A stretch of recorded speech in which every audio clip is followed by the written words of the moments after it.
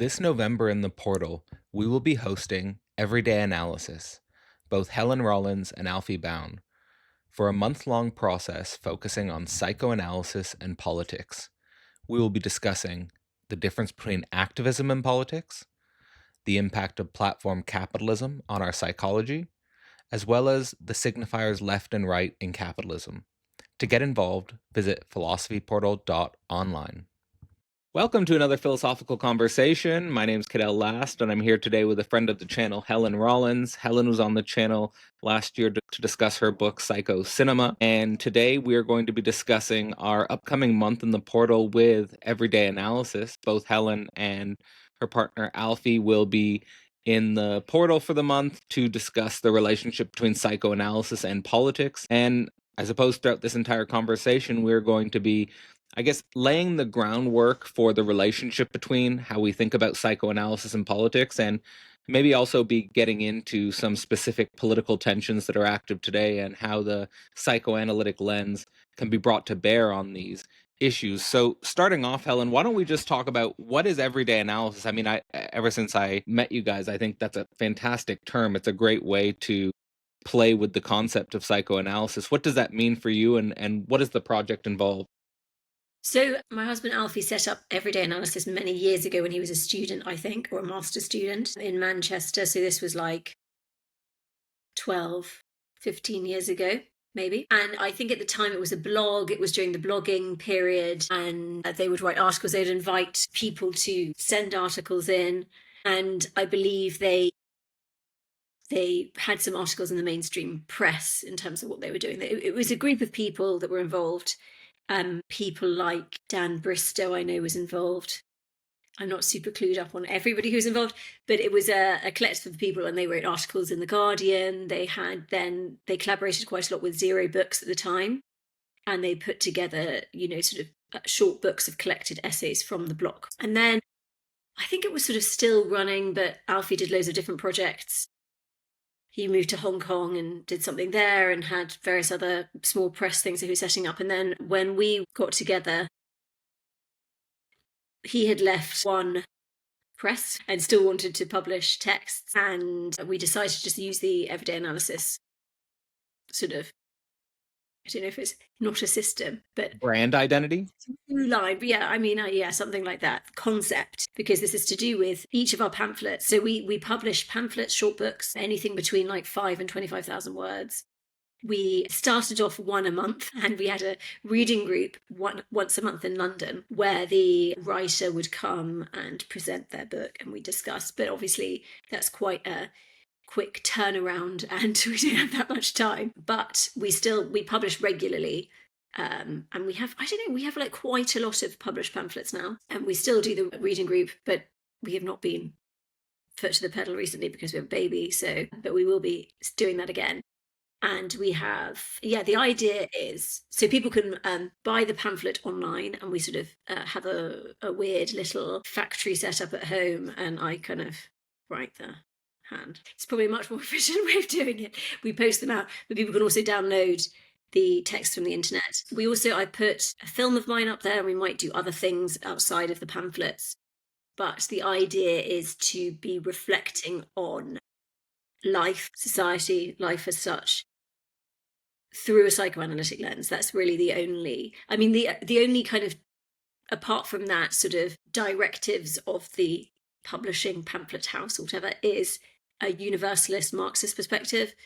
But I guess we have published stuff that isn't really universalist Marxist, but that's the sort of through line for us. But also, we have this sort of broad church idea of sort of what the perspective of psychoanalysis can be. So, I would say we've published a range of perspectives, and we hope to continue to do that. Yeah.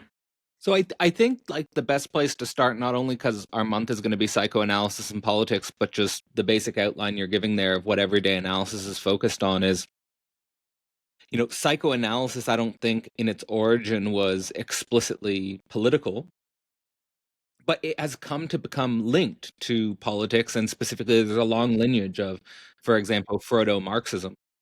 So how do you and how does everyday analysis approach that relationship between psychoanalysis and politics? What are some of the major sources that have inspired you, and why is there this affinity, or why is there, you think, this tradition between the Freudian psychoanalytic tradition and the Marxist tradition? How do they fit together? Okay, so I would say, at a very basic level, from my perspective, it's not everyone's perspective, but this is a question of truth, right? How reality is actually structured. So psychoanalysis offers us as a theory and a practice, and it's evolving and maybe will continue to evolve, but it offers an insight into the structure of subjectivity. Subjectivity is the way in which human beings think, perceive, exist outside of just mere embodiment, although subjectivity is always embodied. And just as I think Marx offered, outside of what Marxism or Marxists, where the directions that Marxists have taken Marxism, or some people who call themselves Marxists or whatever, it's really just a scientific or philosophical lens to better understand reality. And I think psychoanalysis offers that at the level of subjectivity. Politics is to do with anywhere that there's one or more, or two or more, I guess, people living in the same community, where material things have to be shared, or where structures have to be organized, or communities have to be organized. Psychoanalysis can help us because it points to the fact that we all have conflicting desires. Desire is a huge part of subjectivity, as psychoanalysis points out to us, and we can maybe get into that in this conversation. But where there are two or more people with divergent desires, this is like very a political thing. But I think that psychoanalysis, the discovery of the unconscious, is a discovery of something that exists in its own way in the universe, and we need to tarry with it and have information about it to better negotiate the reality we live in. Just as I think Marxism offers us, not even a lens, just it exposes the structure of the economy that we exist in.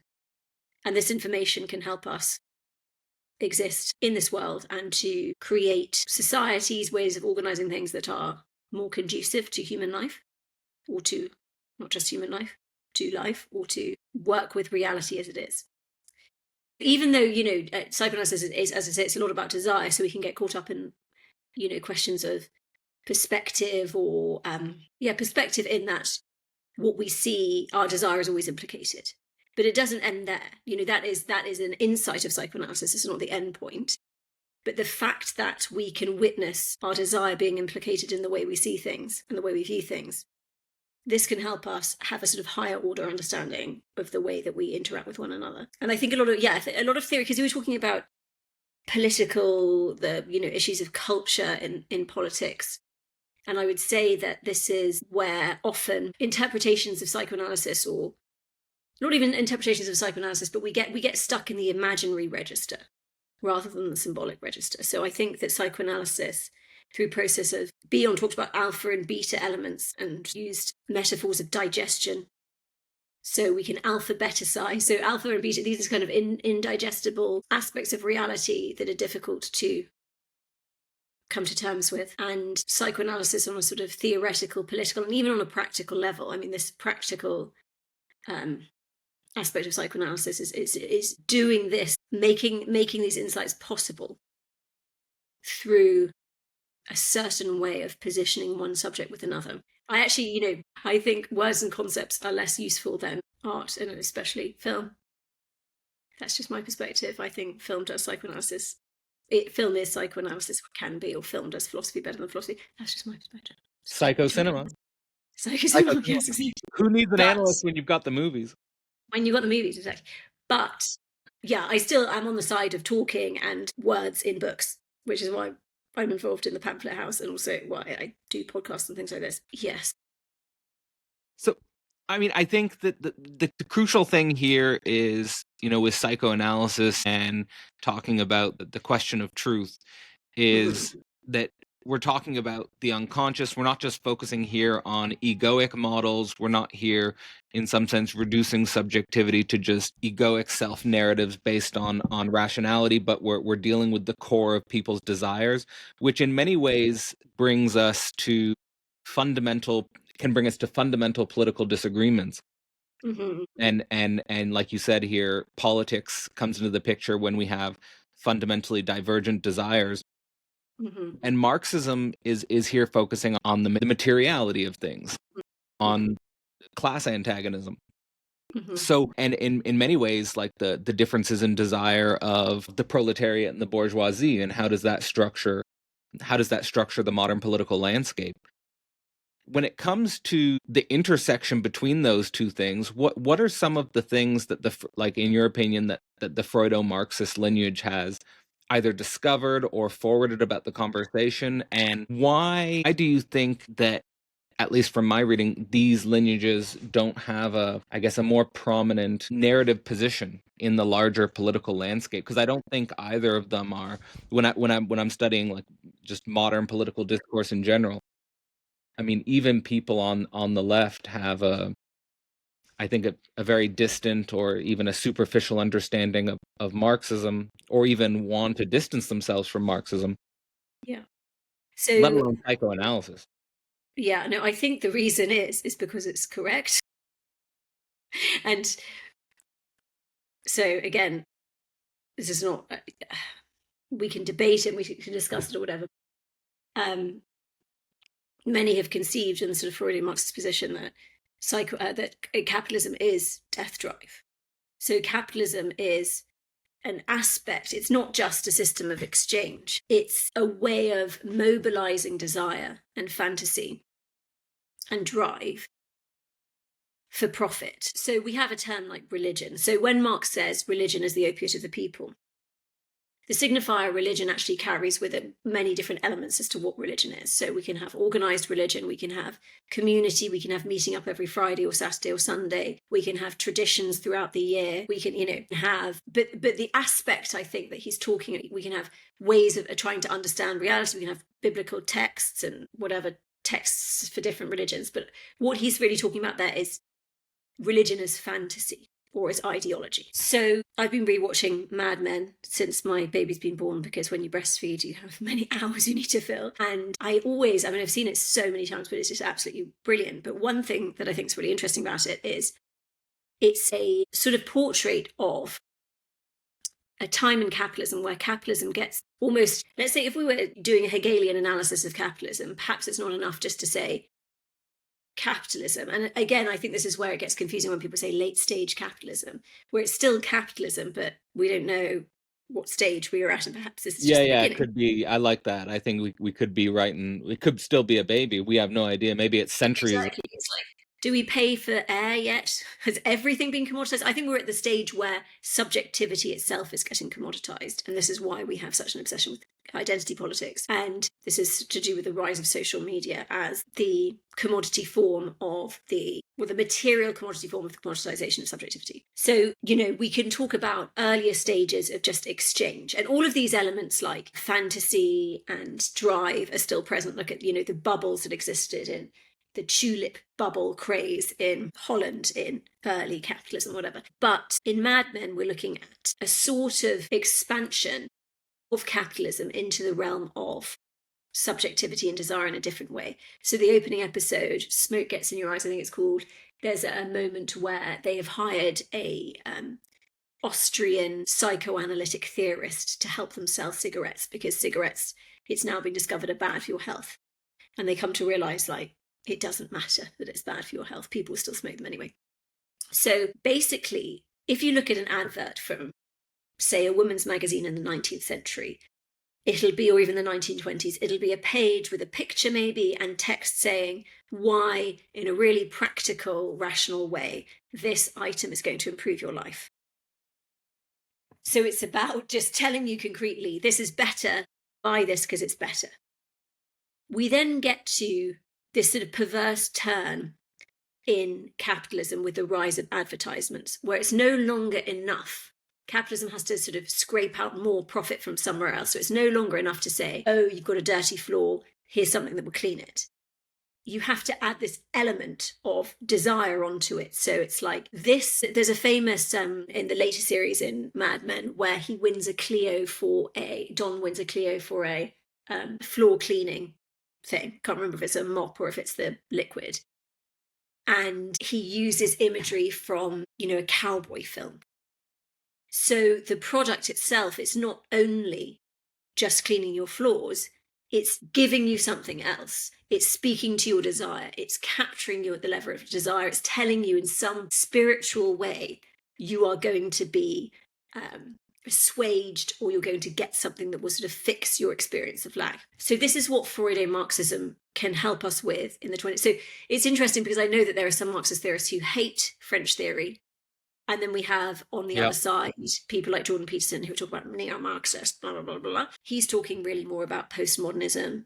And he's also talking about, like, let's say, Foucault over Lacan, or really, I would say, much more capitalist ideology rather than ideology critique. And in fact, the things that he's talking about and obsessing about are in fact symptoms of the spread of capitalist ideology into every crevice of our society, including academic institutions. Freudo-Marxism, I think, is absolutely necessary when we have this turn from just exchange of products, where, just practical. Which even still, like, one of the things that the images that are really powerful from Marxist writing is how, the really expensive lace that is made in the 19th century by children whose fingers are so small, and the white against white makes them go blind. So this adds value. So sacrifice and value, this is all really important. And this exists, in the capitalism of the 19th century, and it still exists today in a way that's really disavowed. But there's child sacrifice everywhere in capitalism. But we have, as capitalism necessarily finds more and more areas of value to excavate, it's no longer just about sacrifice at the level of practice, or at the level of hours in the day, or at the level of here is some money, even though it gets kind of meta because money represents sacrifice, and value, which is generated by sacrifice. But we have now a level of sacrifice at the level of subjectivity itself. But this is a massive problem, and maybe we'll come on to it in terms of the way that we have few with all the value. We have a real problem of assigning value today, sharing the excess of sacrifice. And it's partly because we live in an era where through ideology we have completely papered over the real functioning of the most recent turn in capitalism, the most recent industrial revolution, which is tech, which has cast itself as this mysterious, ephemeral something else. So we've forgotten all of the practical ways in which we mitigate against the flight of value into the pockets of the few.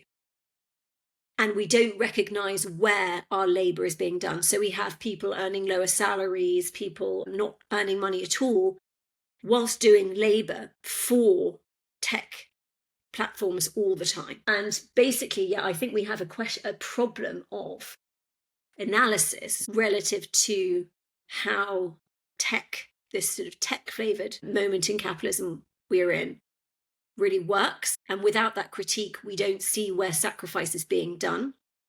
And we don't see how, so a lot of people have thrown out Marx because it's not relevant today, it's not questions of factories, all this kind of stuff. But it is absolutely relevant. And in fact, through his lens, it might have some of the manifestations of the way of the issues with capitalism are slightly different, but the structure is underlying is very much the same.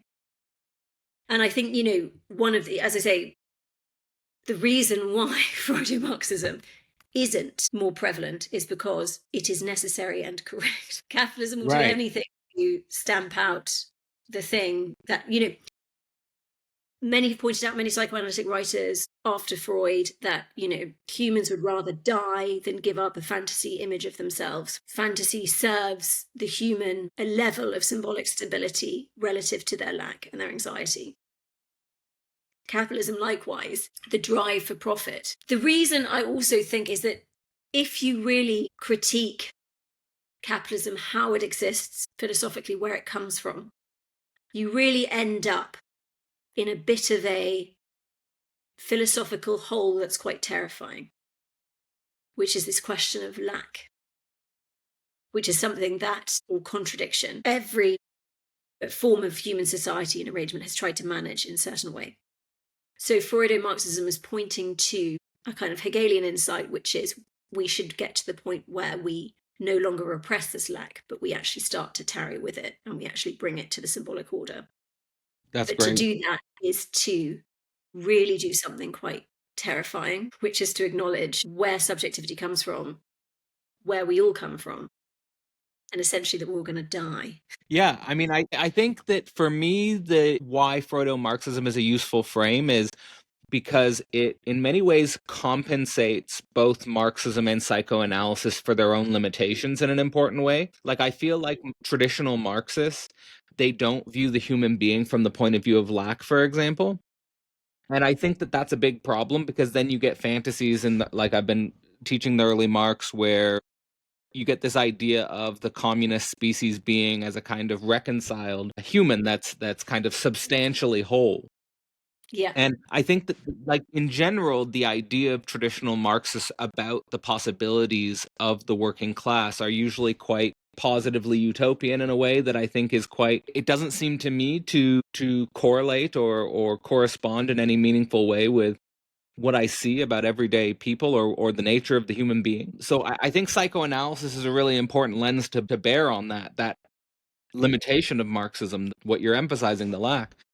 On the other hand, psychoanalysis, because it's not political, can easily become caught up into just the political ideology of the time. It can be caught up into the way the liberal economy basically functions. Like, I mean, I know there are people who question the role of analysis in capitalism itself. Like, I'm not going to go to analysis because how much it costs simply. Yeah, absolutely. So both these two dimensions are, and psychoanalysis could be seen as itself, maybe from a Marxist perspective, could be seen as a kind of very privileged elite bourgeois ideology. Like, who has the time for that? Like, you think about like the early Freudian test cases where people are going to analysis like every day for years. Well, And this it's like, is so who's got time for that? interestingly, just to respond to a couple of things you raised there. Like, it's interesting that most of the Communist Manifesto is basically a troll against people who are going to interpret this wrong in a utopic sense. So it is interesting that even in the most utopic of Marxist writing, he has to be, well, perhaps because it is, but he has to be remind people who might otherwise take it. And the chapter 3 just goes against all these. You think you're doing Marxism when you're doing this bourgeois socialism. You think you're doing this when you're utopic, blah, blah, blah. You think you're doing this when you're doing abolishing the family, because it is tempting. Becomes literally anything can become a solution. And I think this is one of the issues maybe that we're coming up against today, that in the culture war, ideas that are potentially in what Lacan would call the sort of imaginary register or the imaginary order are seen as exclusive solutions. That there is something but in terms of where psychoanalytic theory leads us, and in fact, not just psychoanalytic theory, but Hegel and others, is that nothing is a solution. But also, just to speak to what you're saying, the test cases, the fact is that Freud discovers the unconscious during a period of capitalism where there is a level of suffering amongst certain devotees of capitalism as a symptom, as a sort of returned repressed of what is going on in that dynamic. There is something about bourgeois ideology that leads to cognitive dissonance, and it leads to a certain inability to enjoy one's symptom and to suffer psychically. And there is this question of, if you're not bought into bourgeois ideology, you've already sort of understood the lesson of Hegel. And maybe there is this idea that those who aren't invested so much in bourgeois ideology don't need, and this is not to be sort of like class exclusionary or anything like this, but this is a point that's been made a lot. But one of the problems is that we have bourgeois ideology so bourgeois ideology is another way of saying capitalist ideology in every aspect of our lives now. There's no space where we don't buy into this logic of the entrepreneur. And the logic of the entrepreneur basically is sacrifice today for a future that will be paved with gold. And it's not just to do with running a business. This is a logic that we buy into in all sorts of ways. That, let's say, in a bourgeois family in the late 19th century, early 20th century, it might be to do with questions of marriage. It might be to do with repressing one's desire in favor of boosting a family's social standing. It might be to do with questions of meritocracy, which have always come alongside as a returned repressed to the deep unfairness of capitalism, this idea that we can sort of manage the anxiety of the unfairness through striving. So I think this is also why some, let's say, class first Marxists have more of a critique for bourgeois socialists than, let's say, more proletarian groups that have turned towards conservative ideology, because the bourgeois socialists have potentially brought in capitalist logic into questions of what they seem to be left-wing politics. So, and it's sort of, we're in this sort of, we've talked about this many times, quagmire today because of the changing nature of the economy, or the, let's say, the comeuppance of the economy in terms of tech utopianism, that's the a good ramifications of distinction. it, and the way in which many people in the middle classes have been proletarianized and are rightly realizing that the system is unfair. But if you have been brought up and the air that you've breathed is sort of a bourgeois ideology, it's hard to read capitalism outside of that ideological position. And so signifiers start to come in to buffer against real insights into the economy. And these signifiers keep one trapped because they come with associations of goodliness and progress. And in fact, of course, capitalism wants to convince us it's a progressive way of organizing the world when we can see all around us huge regress, at an ever increasing rate. Yeah. I think that's the level of where I see the political tension. You've got, let's say, bourgeois socialism on the one hand, the ideology of the middle class, and then you've got maybe more proletarianized or working class subjects who take a more conservative turn, and the discourse can't move forward in what you've already referenced here with the Industrial Revolution. My reading is that Marx saw very clearly the first Industrial Revolution. Mm-hmm. He saw in the first Industrial Revolution the seeds of potentially overcoming industrial capitalism for a socialism or a communism. That hasn't happened. I think we've basically socialized a bit of capital, but the basic problem, and why Marx is still relevant, is because he saw the first Industrial Revolution, then we've had the intensification of industrial revolutions, the second, the third, the fourth. Now, with the fourth Industrial Revolution, we have the potential for mass automation in the full blooming of it. Yeah. Artificial general intelligence as a technology in many ways represents a kind of post-human horizon, which is the kind of ironic opposite of socialism or communism. But when you study the discourse of people who are leading the fourth Industrial Revolution, they come to conclusions that sound very socialist or communist, in the sense that it seems like their logic comes to the end of capitalism, in the sense of, we're going to have to introduce a universal basic income. There's not going to be there's not going to be any even a labor force anymore.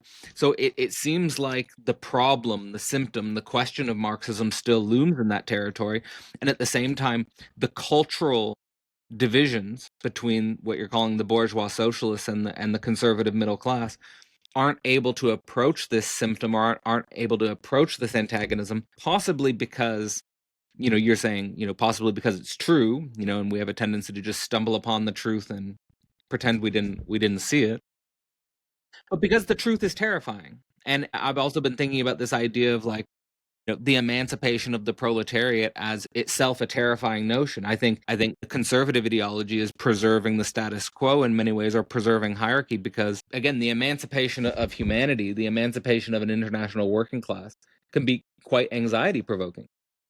Yeah, it's interesting because questions of UBI, I would say, are they really socialist or are they just company store? As in what's been tried as a solution to where Like things are UBI is still capitalist politics. Yeah, I think so. In terms of, banana republic type situations. But yeah, no, I would say that a form of communism, let's say fully automated luxury communism or whatever, Yeah. is the dream of capitalism. Yeah. That this can be solved, and that that this is going to offer a certain form of emancipation. And I sort of think that maybe the question is not, getting rid of this issue of sacrifice and excess in capitalism, but really questions of value redistribution. Because I think that unless we become entirely differently structured subjective species, we can't have no lack. So sacrifice will come, unless it's like consciously tarried with, it'll come back in some other form of egregious exploitation. So automation, we have like the Luddites at the beginning of, the Industrial Revolution in the UK. Automation has always been a function of capitalism. One of the issues that Marx kind of writes about is this idea of the tendency of the rate of profit to fall. And I'm kind of more interested in the rate of profit than I am about like automation per se. As in, automation leads to a collapsing rate of profit because there's no sacrifice in the product. So, the fact that we have had... So we're going to have to reinvent sacrifice.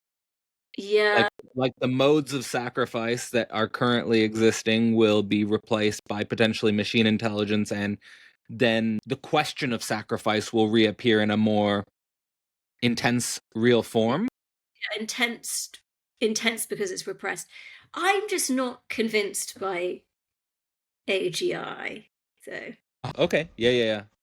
I've been trying to work it out because, even this morning I was watching a video on YouTube of someone who works in the Tesla factory, and they were showing basically the Teslas have been collecting data of the streets in North America now for 5-10 years. And so this accumulated data information can be fed through an AGI. And then that sort of now allows for the mass automation of transportation systems. They're showing the economics of it, that it'll wipe out Uber, that it'll wipe out truck driving services.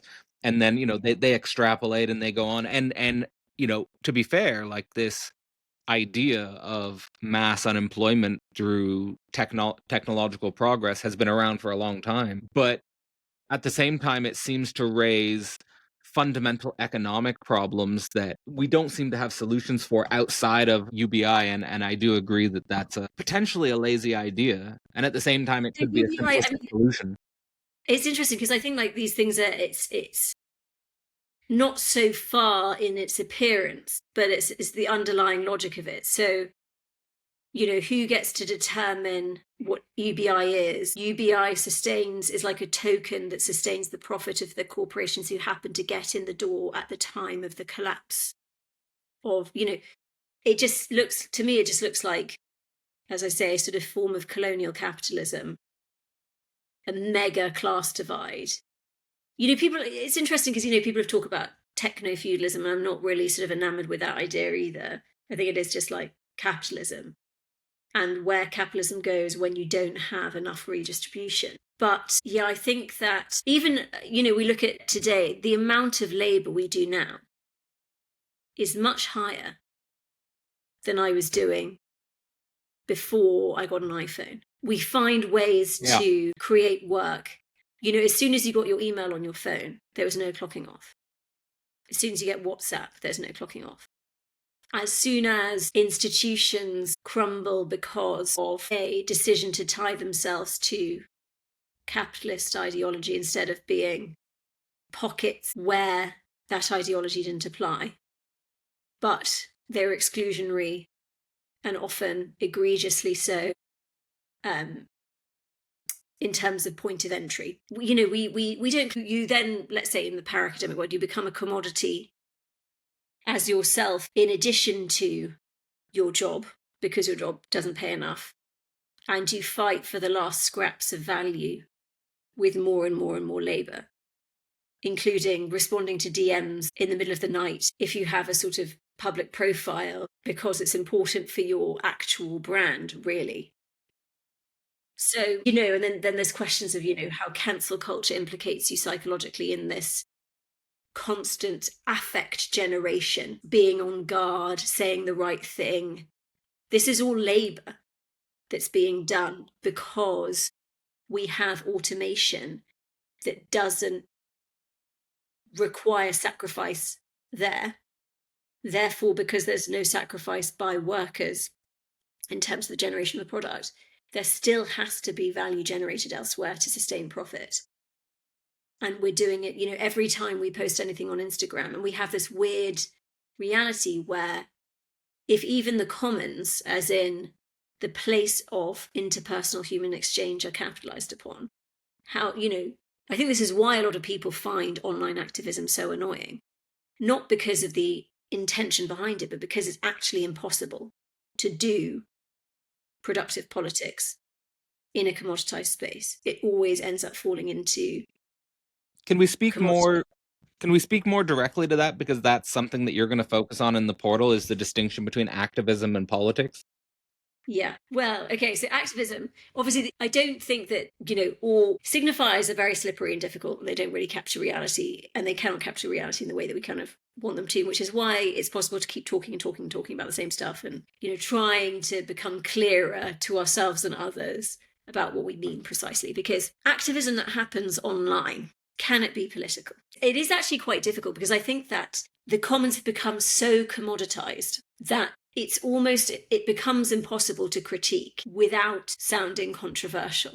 This is partly because, I think we're going to talk about why people get more and more attached to identity signifiers as anxiety rises with collapsing material conditions. But we cling on to positivist narratives, imaginary solutionary narratives that can solve a reality that is really too difficult to confront and digest. And it becomes quite a sort of simple, if only this, then. Forgetting that by buying into this logic at all, we are sustaining and increasing the kind of exploitation, exclusion that generates issues seen by specific groups in the first place. So we end up positing solutions that perhaps don't implicate us, or that we can see as the solution to everything, if only this, then. But because they are utopic narratives, they require a contingent obstacle or enemy behind whom the utopic possibility exists in the shadow. Because utopias are just that, they aren't possible. If they were, we wouldn't have the universe we live in at all. We wouldn't have subjectivity. And in fact, not to be too strong about it, but it's funny because I actually find myself, I do think that this is a position that will evolve, and we'll discover. There'll be brilliant people who come along and discover deeper depths about our reality and show us that things exist in a certain way. But I sort of do think that that Hegel kind of explains everything. So We're just a couple of dogmatic Hegelians here. yes, but okay, again, this could just be this delulu world that I've landed in. Sure. Maybe I'll be convinced out of it. I've yet to be convinced. So I'm a real people pleaser. And so often in discussion, I'll be like, right, maybe I don't have a clue. I'm really bad at debating, because I'm always like, they must be right and I must be wrong. And then I sort of often discuss things with people and then go away 20 minutes later and I'm like, no, what? No. So I've yet to be convinced out of it. But through this logic, you come to see that there really is no universe and there is no subjectivity, because there's no universe. Subjectivity is an emergent matter without contradiction. Therefore, you cannot have a perfect world. You cannot have a utopia. Yeah. But the utopias, exist as a return to repressed in fantasy, repressing the contradictory nature of reality, which you'd really hope that we can kind of get a hold of, because we have each of us 80 years on this planet, which is really fucking not long at all. And you'd really hope that we could kind of find a way to give up on. It was precisely because we've got 80 years and it's not very long that's really fucking traumatic, and we unconsciously believe in possible infinity for our own subjectivity. But yeah, to sustain a utopic vision, you have to have an enemy. So you can't actually solve reality because you have to have the problem continuing. So is activism for you something that is not dealing with, let's say, concrete, singular political tensions, problems that stem from differing desires, and really trying to digest that impossible reality, versus an activist would be more forwarding a utopian narrative that depends on a scapegoat, obstacle, enemy, and kind of tries to champion that narrative and that teleological hyperstition, you might say? So let's say, Todd McGowan's brilliant book from 2016, Capitalism and Desire. He writes about how really what I was talking about with the Don Draper turn in capitalism in terms of a sort of level of perversion. It's interesting that, so Zizek's film documentary, A Pervert's Guide, so he's talking about really this type of capitalism that is perverse, that tells us, points out where we're lacking, and tells us at the level of desire how that it can be a solution to this lack. This is like the typical cult leader. But we now maybe have emerged into a sort of deeper contradiction within capitalism, which is to do with the commoditization of subjectivity. And social media is the manifest form of this in terms of the commoditized social relation. And I think that activism, in terms of, let's say, what was going on, just as what Todd's writing about in terms of, the emancipation of desire on one level in terms of 1968 it's a good thing. But if you haven't critiqued the underlying material conditions, this raising into public consciousness of a new way of being and understanding just becomes a new commodity. And capitalism just expands into that realm. So, let's say the activism that we see in the 1970s and 80s around gay rights and AIDS, I'm all for this. This is politics, I think. But as soon as it becomes a commoditized logic meted out on social media, and where else do we carry out our politics?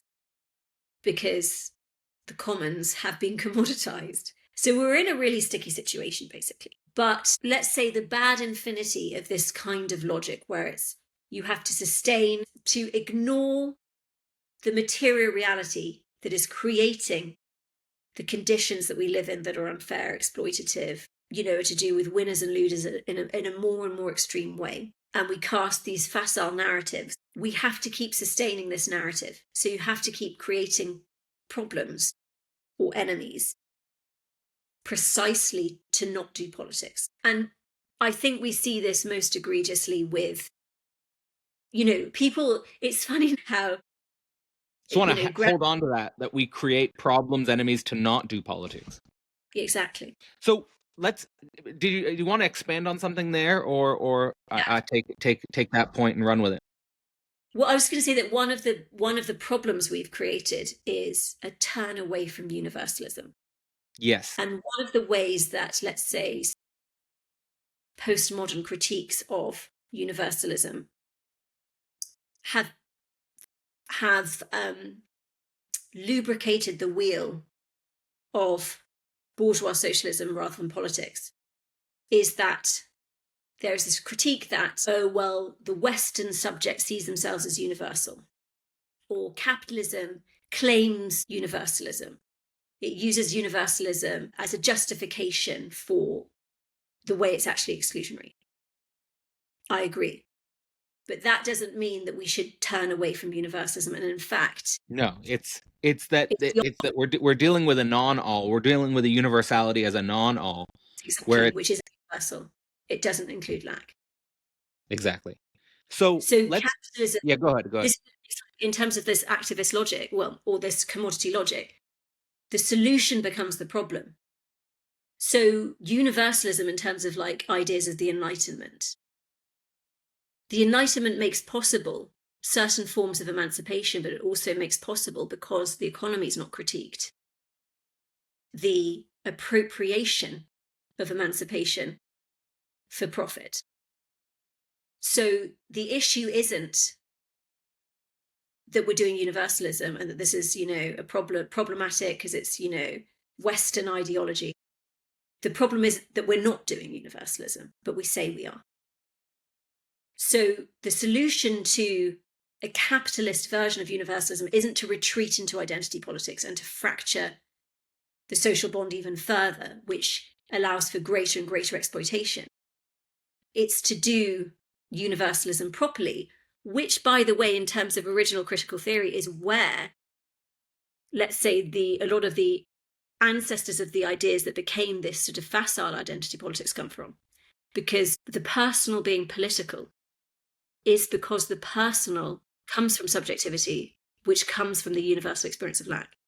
So, in a sense, it's not one or the other in this binary way. It's that we've completely lost our way in terms of understanding philosophically what questions of universalism mean. So what I want to focus on is basically the way in which identity politics, we all know about identity politics on the left and how hegemonic that's been throughout much of the 21st century. I think that it's not incorrect to say now there's a form of woke right politics, which is an identity politics just in the opposite direction.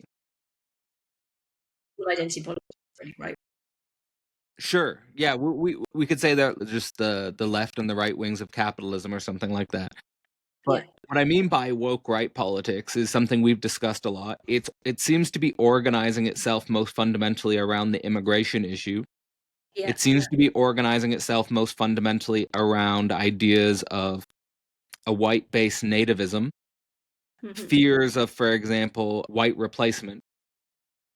The replacement narrative is very strong. The idea that traditionally white societies are losing their national foundation, their capacity to defend themselves, that the state does not care about them, that the state bureaucracy, that liberal ideology is basically undermining their cultural foundations and replacing it with a kind of multicultural mix that they would see as woke left cultural hegemony. And of course, they're depending on a kind of scapegoat logic, a kind of enemy logic. It's hard to disentangle who the scapegoat, who the enemy is. Is it, let's say, the political establishment? Is it the liberal elites that's being scapegoated as the enemy? Or is it the ethnic other? Is it in the UK context, is it Islam that's being scapegoated? Like there was just very quickly, there was a comedian who went to the Unite the Rally march. Oh, right. And he was going around, and he was a left-wing guy, and he was going around basically trying to figure out who the main scapegoat was at the rally. And usually they would say, it would be, they have like a bunch of drunk white people saying Islam, like is it basically saying it's Islam. They might throw in Africans as well. But that there's a kind of scapegoat logic here that seems to go both ways. It's both like the liberal establishment who's undermining the capacity for the native population to reproduce itself, and there's the ethnic other or the religious other who is going to ultimately replace the native population. How do we think about this from psychoanalytic terms, or how do you think about this? Well, yeah, no, I think firstly, like the psychoanalysis of it all is precisely the scapegoat logic. So to sustain the utopic possibility that we can confront reality without confronting the economy is utopic and requires a utopic solution psychologically, which requires a black and white version of reality. One of the difficulties is that, okay, I'm sort of in some ways most interested in the way in which the liberal elite has been miscast as elite. And in fact, what we're seeing mostly is proletarianization of people who went to university. Oh, yeah, right. Work in institutions where they fear for their jobs. One of the examples I always think about is it's really hard to know, well, you can know what a film's going to be like, not because of the actual review of a film based on the film's quality, but the response, the unconscious response politically of a review in whichever press or imprint it's within. So you will have something like, if a film is either conservative or it doesn't buy into bourgeois socialist ideology, it'll get a low score. But I think the trouble is that, and you see this in terms of the mismatch between, and it's less bad now. I think it is less bad now because there is this moment where reality bites, and the fact that people like Gary Stevenson are becoming more popular, people are becoming more aware of the economic underpinning of our issue rather than cultural politics at the level of the imaginary. But in terms of the over production of people going to university, the undermining of the value of that degree and of that sacrifice, which, by the way, is years long, starting often from elementary school in terms of how much effort people put in, how much sacrifice people make, which is ultimately appropriated as value by the capitalist class. And also, not only that in terms of sacrifice, it's that the fantasy or the ideology that mystified the sacrifice that was made by, let's say, millennials going to university was this sort of intensely responsibilist, meritocratic, if you don't work hard, you'll end up stacking shelves at Tesco. So your whole identity is, I am not like that. I'm a special person. And this is the ideology that mystifies the sacrifice that we're making, which is not just about oh, I'm a good person and I'm intelligent because I've got good grades. It's like you're literally generating value for capitalism that is not going to be ascribed value in the way that it should be. And you are being, by every act of over sacrifice in this realm where you're not getting paid for it, you're undermining your own value. You're digging your own grave, in a sense.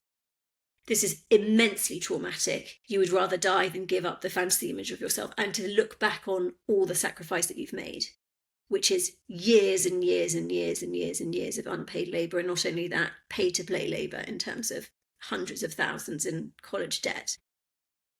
And a way to garner more value, even more value from professional class workers, is this cancel culture fear. I must embody a certain perspective in order to sustain my job, which, by the way, is conducive to capitalism because capitalism loves progress narratives. So just at the point where we were in terms of the fourth industrial turn, and we have the likes of, obviously all of these tech platforms have swung to the right. And by the way, that's something to really comment on in terms of how they've turned to this post-humanism, weird right-wing ideology. Like Peter Thiel, most notable.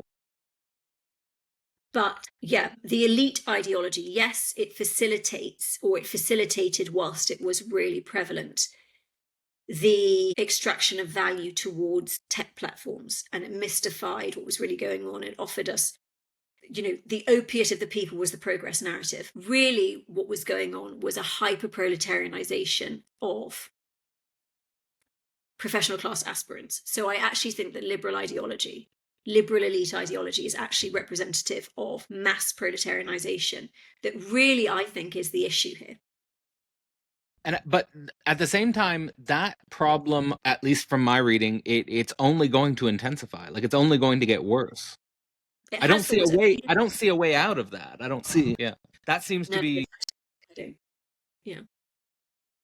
So I mean, given that mass proletarianization is likely to continue, and I would say that has something to do with AI and automation, if not deterministically, because so much of what the liberal elite is doing for their career is potentially something that can be automated, meaning that the cognitive labor that they're putting in is something that AI can mostly take care of. I'm not saying that it covers the entire field of creative activity, but a lot of people who are working in liberal bureaucracies or 9-to-5s, those are not necessarily the creative class. Well, precisely. So especially like more junior levels in terms of on the career ladder of professional managerial jobs or creative jobs. But it is interesting because I think, we're already seeing how, this meme of like 6'5" blue eyes, I'm looking for a man in finance, whatever. It's going to be like, I'm looking for a high-vis vest tradie who's got a solid, job and makes £350 a day plying his trade. This is going to be a much more attractive. Well, the godfather of AI, Geoffrey Hinton, he was on a big podcast in Britain, actually, is the Diary of a CEO podcast. Yeah.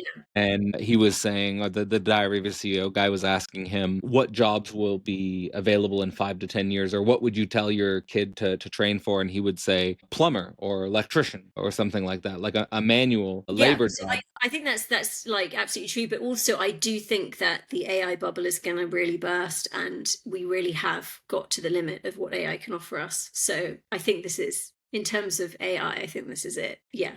Because I don't know about you, but I used to sometimes use AI as sort of like a mini Google, like a sort of Google with more like of a human patter to it. But it makes so many mistakes. It hallucinates so much. I mean, like for me, it's like 50% of the time I just don't trust it. And can't even things like, certain tasks that you don't want to do, you still have to edit and fiddle with it so much. I'd rather just write the thing from scratch in terms of, let's say I have to like fill out a form or something. So I do think that what really is the thing with AI is, yes, certain things, there is this question of automation to a certain level, but I think mostly the question of AI is that it's a bubble. But automation does, the reason being, so automation is always happening at different levels in capitalism. So this is a problem in terms of, especially like we're seeing, and this is also why the working classes experience this sort of subjective destitution, maybe at some point in the 20th century, in terms of automation factory work. This is happening to the overproduced middle-class aspirant on a material and also philosophical level, AI has its limitations. Computers can't think. I don't think. Again, Yeah, this yeah. maybe is like a limit of my Hegelian perspective, and I'll be proved wrong. I agree. AI can't think. I think AI can just. I think it can automate a lot of repetitive tasks. Yeah. Yeah. But in terms of creativity, in terms of thinking, in terms of novelty, in terms of experiential embeddedness of thought in a social context, I think that's still this. I mean, I don't see humans being that. To me is the gap where the future is. Mm. It's in Yeah. like the gap of the future is in human to human conversations that are experientially embedded Yeah. and unrepeatable. And I think that for me, like the way I think is how can you continue to develop things that are unrepeatable and external to any algorithmic cover, because in order to do what you're doing, it would have to be you doing it. Like it's irreducible to you, it's irreducible to your path, which is something that can't be automated or replaced in some sense. I think at the same time, I do think what you're saying with the mass proletarianization is that people are realizing that the education path and the career path, the 9 to 5 path, that is something that's automatable.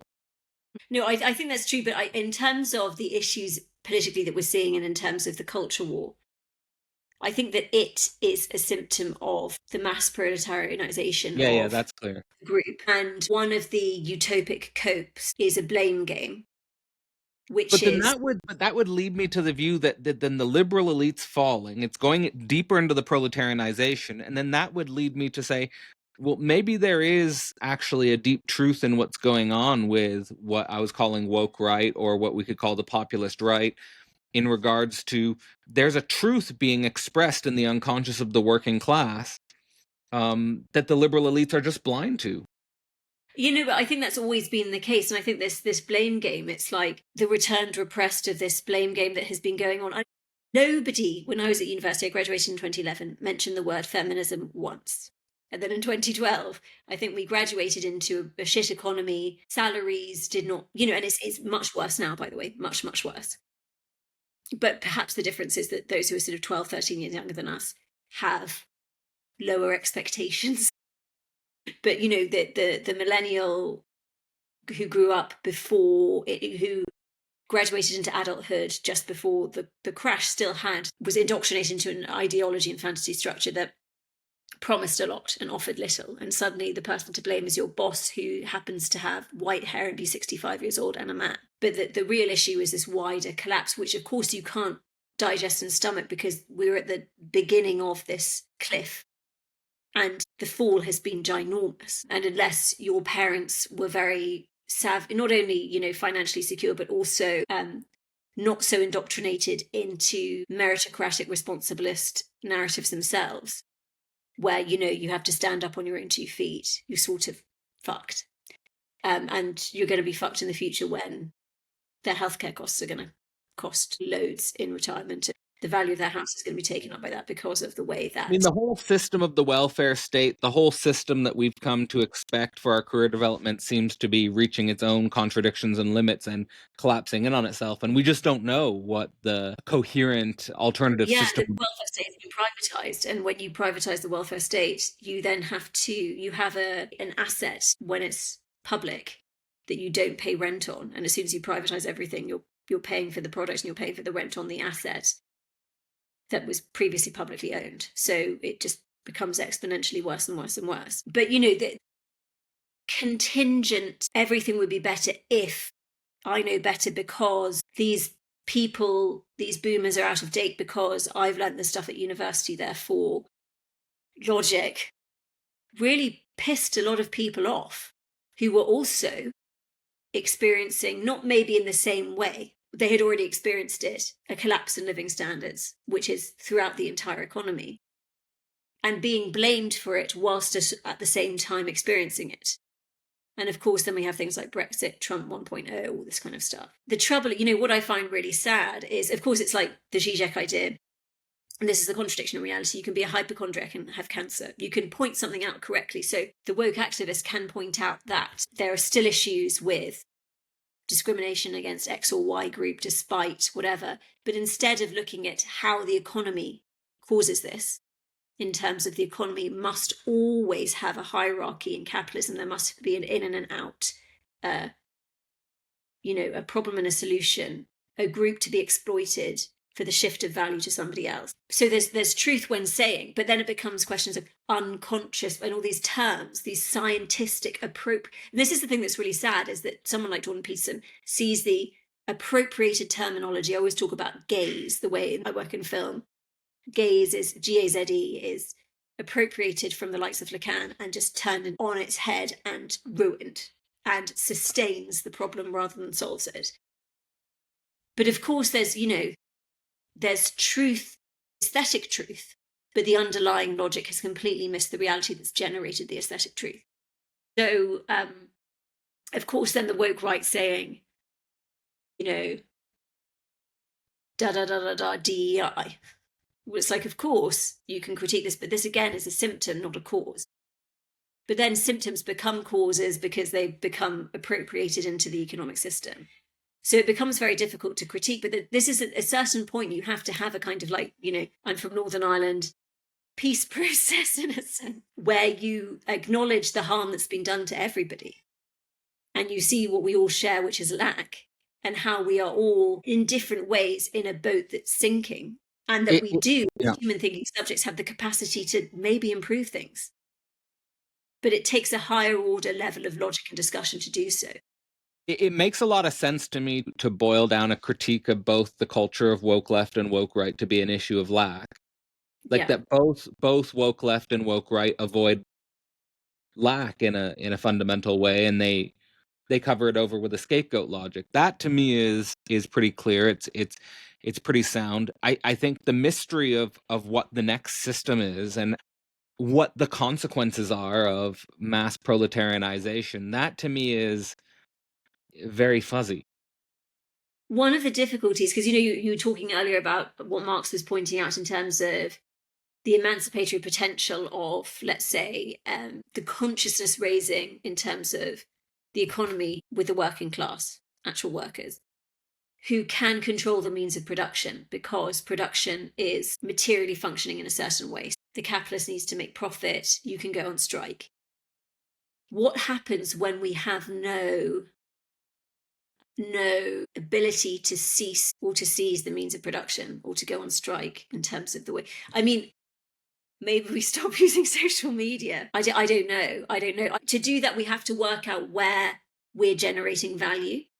And it's so mystified now because we're not paid. The mystification means we're not paid for it, but the pay shows us where the pinch points are or can show us. But we aren't being paid for, the coin that we get is, I always think it's interesting in terms of how left-wing aesthetic can be appropriated in the most exploitative ways. So we often have a situation, I think of the surplus academic.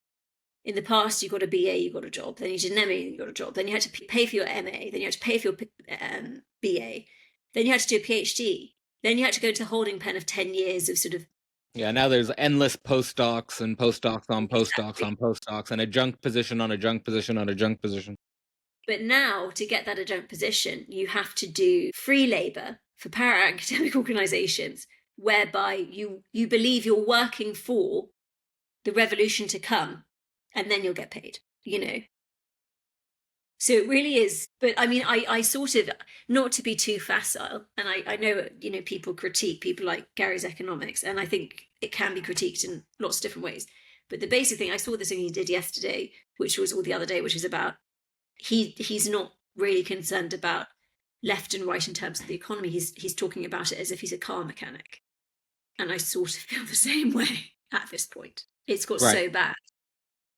Yeah, well, I wanted to talk to you about that actually, because that seems to be let's just outline for those of you guys who don't know Gary Stevenson. He runs a YouTube channel called Gary's Economics. Just look it up. It's pretty big. And he claims it's the biggest YouTube channel focused on economic issues in Europe, and certainly has a large voice here on these issues. He's basically he's a single economic issue. It's tax wealth, not work. It's fighting for wealth taxes. It would have to be done on a national and international level. Yeah, I mean, to your point, Helen, what I wanted to talk to you about is his approach has been to separate economics and culture. saying this is not a cultural issue, this is an economic channel, it's a single issue economic channel, and I'm just hyper focusing on this. At the same time, I feel like performatively he does find himself in a cultural contradiction where people will see him as left-wing. Exactly. He will be fundamentally more associating with left-wing cultural and political actors, and the far right wing, in this case the Reform Party, will see him as an enemy in some way. So how do we think about this? How do you think about this?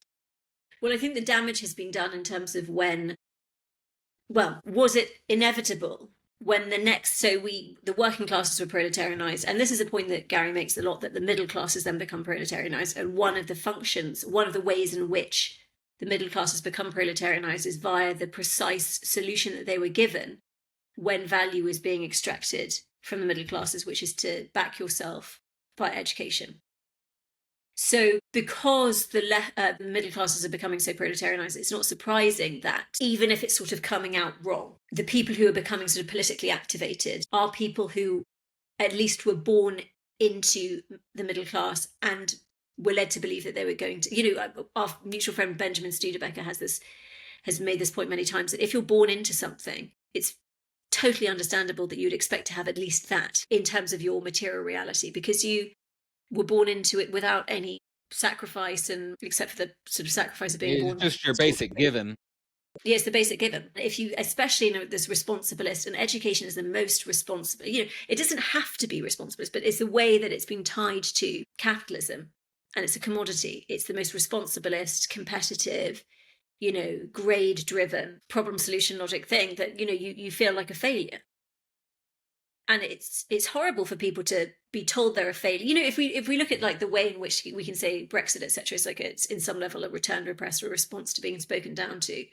Well, in some ways, maybe we see that the woke politics, which, by the way, of course, just to reiterate, I saw somebody critique Gary's economics by saying that he had said something about, he's class first, and some person who was using sort of the 2016 logic of identity politics was like, no, this is terrible, because, but this was a very wealthy person who was making this critique, and identity politics is really conducive to capitalism. Not only does it like practically divide the working classes, but it turns identity itself, and it is part of this turn of subjectivity into a commodity, it signifies as whole and complete that you can latch on to assuage your lack. And it's just a brilliant way to commoditize, and it really is not a threat at all. And in fact, all that happened, and if you see the people who benefited from this surge in identity politics on the sort of liberal left, the people who benefited from it were, and you see this example after example, already upper middle class people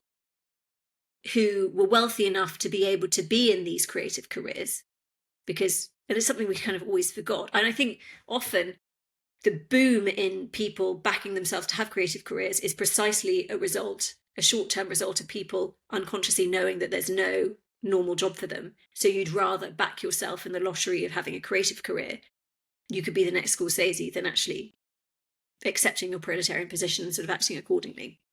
And this generates, by the way, the more people back themselves in a creative career, the more value is extractable from them in terms of free labor, and the more the sort of, the rise of masterclass is a real example of this. You pay for, I remember watching one that Werner Herzog did, which I love Werner Herzog, but it was sort of like, I worked in a fish factory and I paid for my films with my money from the fish factory. And you're like, right, that's totally possible now. But I can't remember where I was. But yeah, no, so the people who really benefited, and I saw this so much in my own career, were people who were already upper middle class. And in the way that culture had changed from when a lot of critical theory was first critiquing issues of, let's say, whiteness, etc., were already within sort of the bourgeois elite, and were able to appropriate and make use of the new opportunities for them, which was as a subject who was already wealthy, who was already had access to cultural institutions, and who happened to embody a position which is cast as, in this identity politics attempted solution of the economy, essentially different from the mass when we can say that absolutely, just to say, the hypochondriac and the cancer, or the jealous husband whose wife is actually having an affair. You can still be toxically jealous. It is true that certain groups are more represented amongst those who have been exploited and excluded for historical material reasons. But that is not enough to attempt to universalize. This falls into its own contradiction. And so you have the further impoverishment of people who are on the wrong side of capital, which involves often groups, certain identity groups that are more represented for historical material reasons. And then you have these represented, Meghan Markle. This is nothing about, I'm this representation question. It's like, if I get it, then everybody who looks like me gets it. So what? But yeah, I'm sure we'll look back and see that, the way that sort of grants were structured or whatever, these were people generally who were already within the system. I mean, what's coming to my mind throughout our conversation and what you're bringing up and what you're just emphasizing constantly, I mean, is the necessity of becoming more and I try to do this, to become more reflective ourselves about our own subject position in all of this, because I mean, I am the millennial who sacrificed and went to university and perhaps held on longer than was rational to the idea that I would one day become a university professor or something like this. I am in a situation where, I'm trying to continue this academic work, trying to continue this intellectual work, ostensibly using platform capitalism, using these tech platforms, and trying to build something that looks like a para-academic network, because I feel like this work needs to be done and it's not being done in the institutions, or maybe can't be done in this institution. So, I mean, what do you think about, what is our ethical role in reflecting on our own performativity, how we're doing what we're doing, the necessity of doing what we're doing? Are you, at the end, very cynical about this, or do you think that we should be more self-critical about the types of work we're doing and why we're doing it? Yeah, I think it's still we have to still do it. I mean, yeah, it's difficult because then I just said everything about like, well, if we're doing it via, I use Instagram all the time, so I'm just like a total hypocrite. But capitalism puts you in this hypocritical position, And what can you do but point out what you hope to others might see?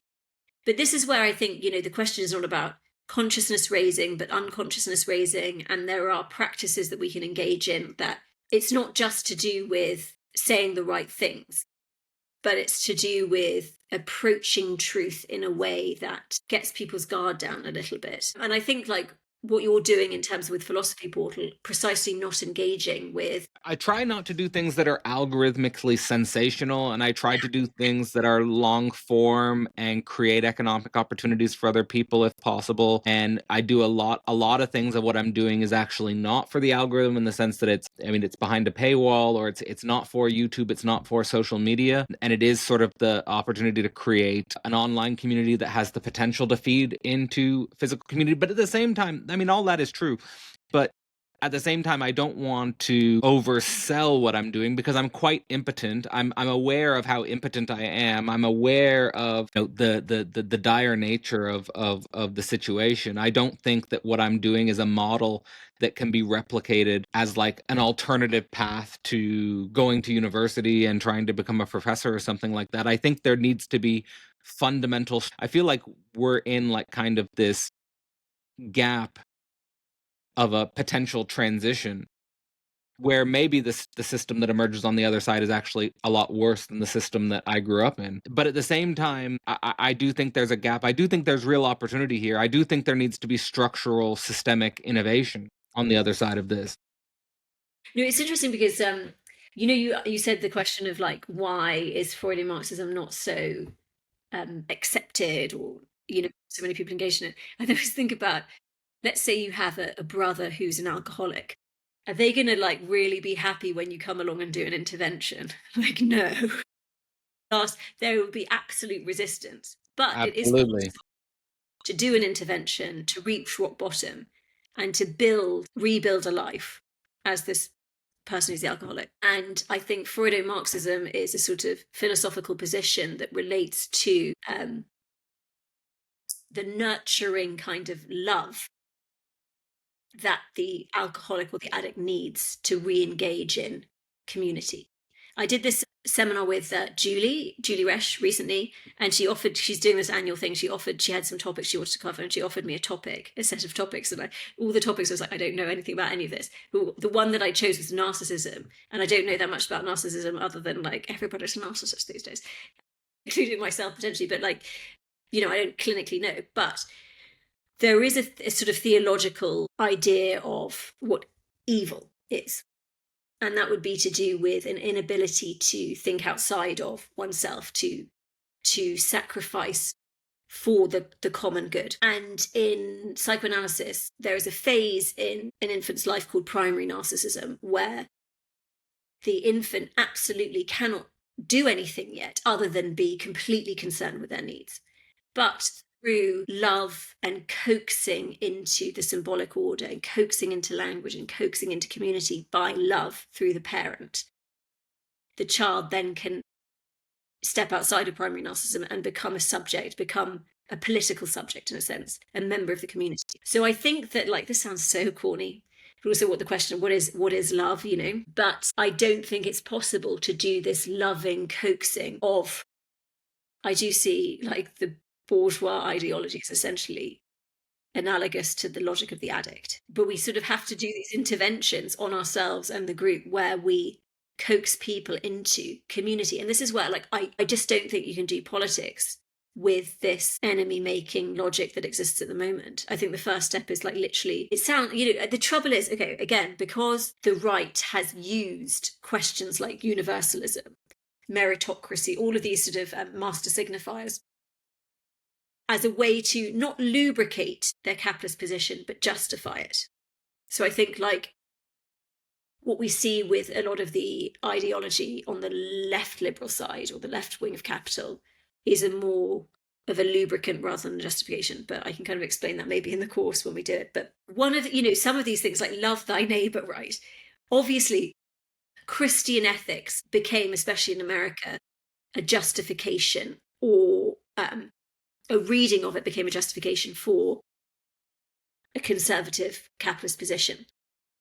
If you actually read the teachings of Jesus, it's pretty communist, it's pretty socialist. So I sort of stand by kind of socialist reading of the Jesus figure.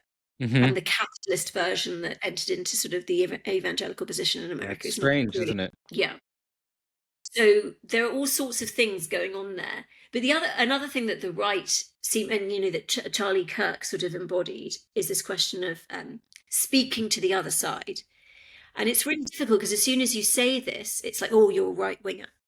And again, like this abstractive, in a Hegelian sense, logic, I think is precisely the logic of the right. Like, if you think this, then if you do this, then if you're not with me, you're against me. This is a highly right-wing position, and it's a very conducive to capitalism. But as I say, like, the conservative side historically has used non-capitalist positions precisely to justify an economic tie to capitalism, but has potentially offered either spaces or convinced themselves that they're on the side of the good. Like, to be a more, there's nothing wrong with being a stand-up moral citizen who helps people and does charity. Obviously, there's all sorts of issues with charity and capitalism, and that it's just a philanthropy, it's just a way of mystifying. But this doesn't mean that these are bad things, And I think one of the issues as well is because the conservative position is maybe more tied to a reality principle, and part of the justificatory logic of buying into market logic. And this is the thing, I think a lot of conservatives are eventually quite amenable to being converted to communism or socialism, because if they do believe in these sort of values, these humane values, which obviously buying into an economic position undermines. So if you're saying, I'm on the side of doing charity, and then you fucking, buy into capitalism, which impoverishes people and specific groups, then, But whereas, because I think for contingent historical reasons has bought into a version of capitalist postmodernism, partly because the mechanism of proletarianization happened at a specific time in a specific way, which was in the university in the latter part of the 20th century, in the early 21st, there is this idea that there is no such thing as truth. So therefore you can't debate, and it's just about morals. Do you have the right position? Which of course is a truth claim. So I think it's really important to discuss, and as you say, have these long form conversations and to speak to your neighbour. But it's just crazy. It is a signifier of how bad it's got, that just talking to people from a group that you're not part of is on the side of the right, quote unquote. But this is how mystified and how detached from reality we've actually got. So Peter Rollins has a series of sort of practices that he does through his work, and one of them is the Evangelism Project, which plays on this idea that historically, like, missionaries would go to other groups and evangelize, convince them to think like them. Whereas from this perspective, as you go and meet another group and you experience how your lack through their eyes, how they see you as weird and different. This is a good thing, we need to witness our own lack as well as the lack in the other, and see that this, which is something that's not a thing, but a thing that generates then the manifest form of consciousness and all this kind of stuff. But where we can see eye to eye is at this level. But yeah, so I do think long-form conversations, I think being a good, humane person, these are all important. Obviously, material conditions make that not possible. Yeah. Okay. But yeah. Well, I think that what you were just saying there about lack and long form conversations and trying to work beyond what could be perceived as political polarizations, which are more just culture war distractions, is a good place to start with thinking about psychoanalysis and politics as a long form course. So, I mean, I'll get into the details here about what we can expect to cover throughout November. In November, we'll start with a basic overview of psychoanalysis and politics. We'll go into a session led by yourself focused on the distinction between politics and activism. And then finally, rather, in the third event, Alfie will lead a presentation on platform capitalism and psychosis, which we've only touched on here. It's kind of been operating in the background, but I think that's a really important topic. And then finally, we'll do a real talk session on left and right in capitalism. We've already mentioned thinking about the left and right in terms of two cultural wings of capitalism, and maybe dive deeper into what that means and disentangle these things. I think the lens of psychoanalysis is so important to bring to bear on politics. When I listen to most political thinkers, political talk show hosts, psychoanalysis is completely absent. So I think this is a really important intersection. At the same time, there are many psychoanalysts and psychoanalytic thinkers who don't really actively get involved with politics. So I think this intersection is unique. It's something that everyday analysis is I think, bringing a unique lens to bear on this. But I'll sort of throw it to you as sort of what you're hoping for the month and what you think might unfold throughout these four events. Yeah, I mean, I was just talking about similar things the other day to somebody, which is basically I feel like I've got like 3 or 4 ideas that I just constantly revolve around. And it's because we, all as lacking subjects, one of the things that happens as a result of that, as a positive result of that, is fantasy. And we all buy into these utopic ways of seeing the world all the time. All the time. And it makes life worth living. It adds depth, passion, interest, commitment to the world. But because this is something that happens unconsciously all the time, and there's a positive aspect to it, and often the positive aspect serves to disguise the negative aspect, we constantly need to think and rethink ourselves, our implication in this, and how this is operating in us all the entire time. So you may have heard me speak about these things before, and you will hear me speak about these things again, partly because I need to keep talking about it because it's so forgettable. It slips through your fingers. It's weird, I know. It's weird, yeah.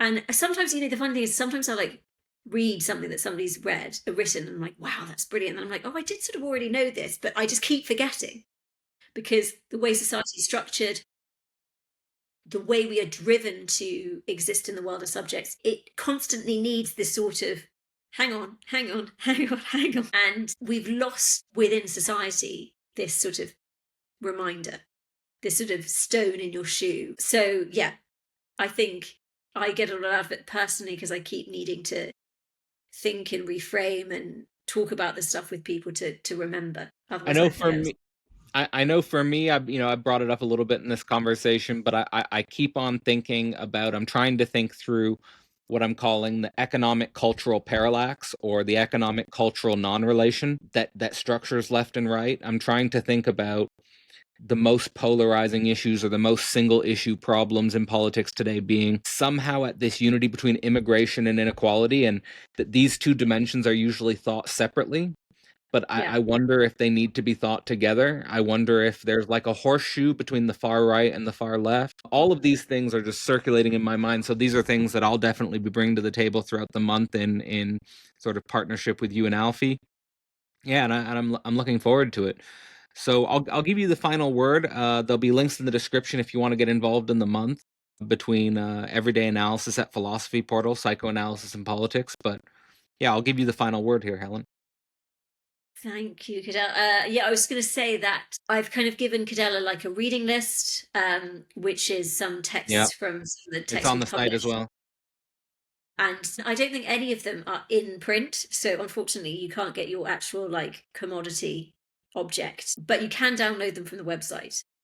Because we're not a very organized business and we only ever have like 5 or 6 of the pamphlets in print at one time, because it's quite difficult to like, we haven't worked out how to like cash flow having like a supply of everything, but we should do that and we should actually get it working better. But yeah, you can read some of the work of our fantastic writers in relation to some of these ideas and from different perspectives, and yeah, with different examples. And just, you know, in terms of this question of immigration and inequality, you know, I do think we need to be more Marxist than ever, as in Marx used a Hegelian lens to look at the economy and understand it more clearly at his time, and we need to do the same today. And a lot of the symptoms that have occurred are not, let's say, to do with some transcendent essence. And this is the logic that capitalism gets us into, this utopic logic of transcendence and permanence and infinity, bad infinity. But they are sort of materially contingent. And this material contingency can like take the sting out of the affect that results from discussing things which cannot be discussed because it's scary, including, you know, how bad the economy is. And I think a lot of the ways our responses to issues are to do with the material history of the university in the latter part of the 20th century. So why people are responding to issues in terms of the way people are anxious and complaining about reality rather than getting to the core of it, and the responses from some of the sort of like more moralistic side of the bourgeois socialist kind of drive through things. It is a lot to do with, you know, I learned these things at university and I'm better than you, you know, which is so unhelpful. But we can also understand why people have kind of bought into that. Totally agree with that. Yeah, looking forward to what we can explore throughout November. Again, links will be in the description to Psychoanalysis and Politics. And this has been Cadell Last with Helen Rollins, and I hope to see you in class in November. See you soon. This November in the portal, we will be hosting Everyday Analysis, both Helen Rollins and Alfie Bown, for a month-long process focusing on psychoanalysis and politics.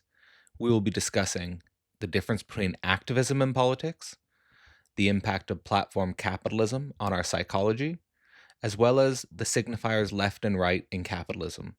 To get involved, visit philosophyportal.online.